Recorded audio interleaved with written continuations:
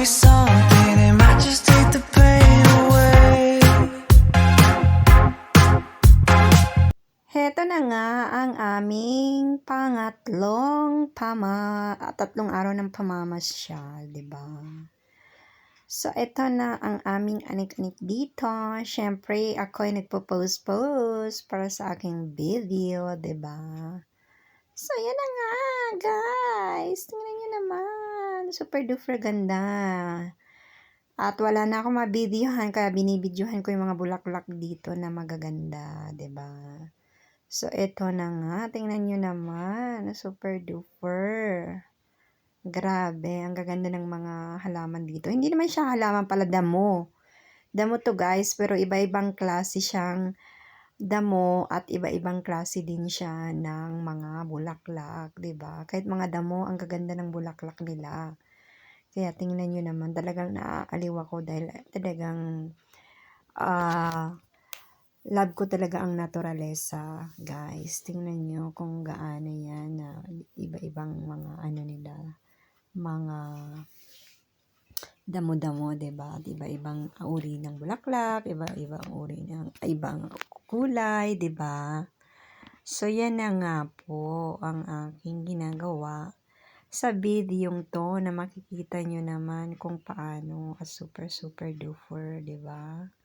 Super ganda. So, tara na, guys, at enjoy na lang po kayo sa aking mga video or dito sa aking video ngayon. Tara, samahan niyo po ako.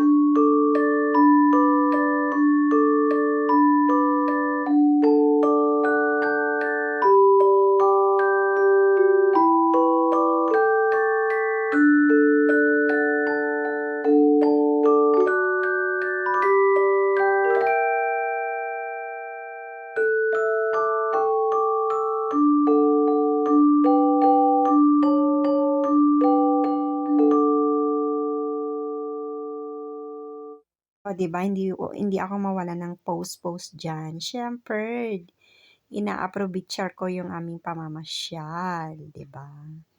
Kaya yan, tingnan nyo naman yung mga kabukiran na yan. Diba? Yung lupain na yan. Yung mga nakikita nyong lupain na yan, nako, sinasabi ko sa inyo, hindi ko po yung pag-aari. Joke lang po. Pinapatawa ko kayo kahit konti man lang. Matawa kayo kahit na yung aking joke ay wala namang tuturan. Tingnan nyo naman, diba? So yan, nagpapahinga kami dyan dahil super duper init talaga. Grabe.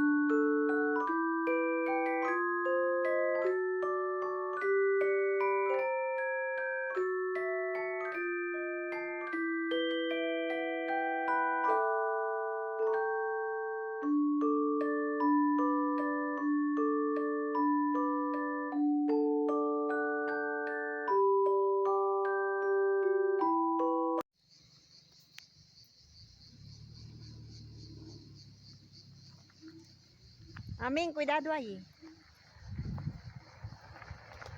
Aming.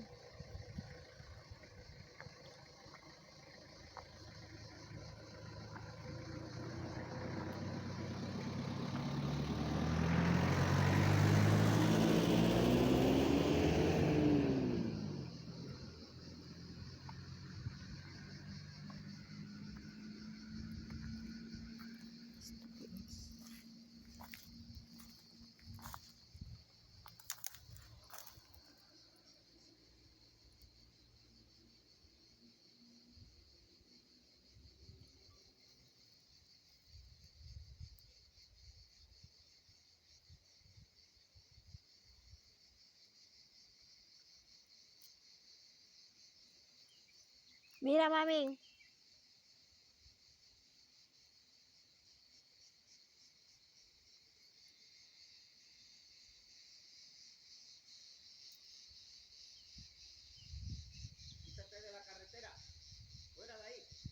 Maming, dito ka baka may biglang umano.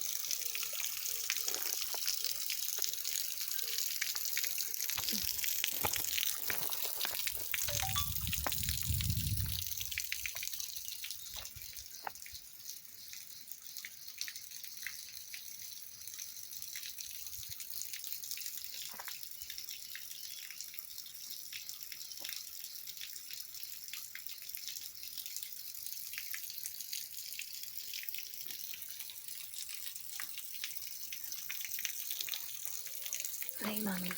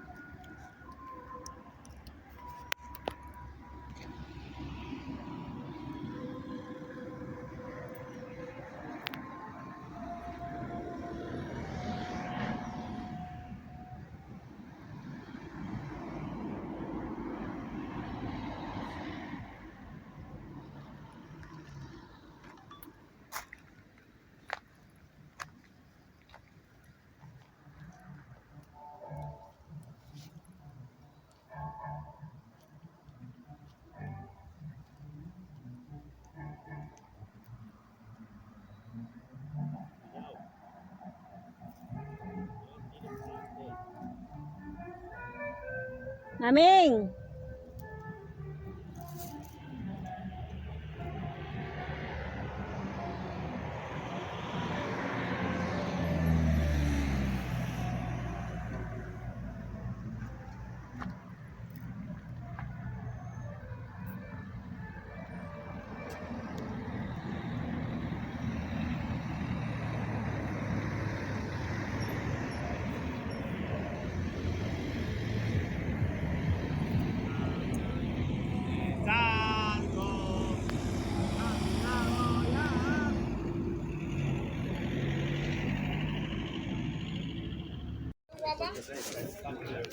Cuatro grandes y tres pequeños.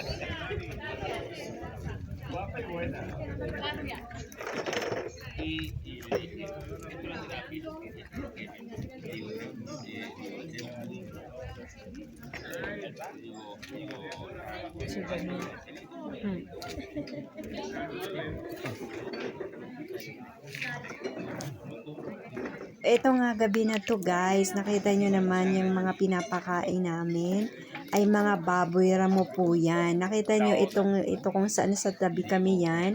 Restaurant po yan. Center of attraction na rin sila dito ng mga turista. Dinadayo na rin po sila ng mga turista at pinapakain. Kaya tuwang-tuwa ang mga turista dito dahil may nakikita silang mga ganito, di ba? Siyempre sa sentro, wala ka naman makikitang baboy ramo, di ba? So isa ito sa mga pueblo or probinsya dito sa Cazorla na dinadayo ng mga turista dahil din isa po itong tourist spot tuwing gabi. Makikita niyo yung mga baboy ramo. Naku, malalaki po yan. Ang lalaki. Tapos may mga baby. Tapos yung mga lalaki, mga baboy ramo.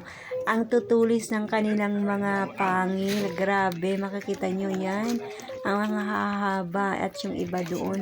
Kaya lang hindi sila masyadong lumalapit yung iba. Yung matatanglalan ng malalaki.